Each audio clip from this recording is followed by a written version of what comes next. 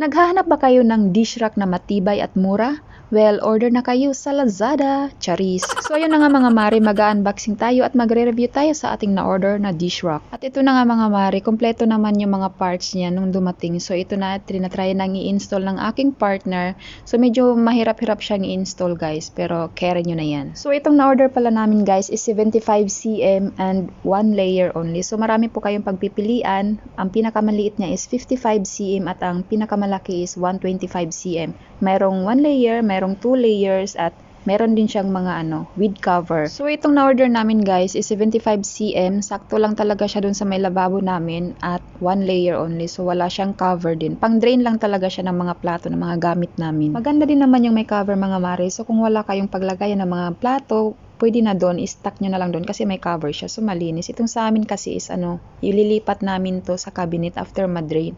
So, ito na nga po yung ating dish rack organizer at very well organized siya mga maricharis. So, sakto lang talaga siya sa lababo namin guys. Maliit lang kasi yung kusina namin. So, maliit lang yung lababo. So, yun lang. Bye!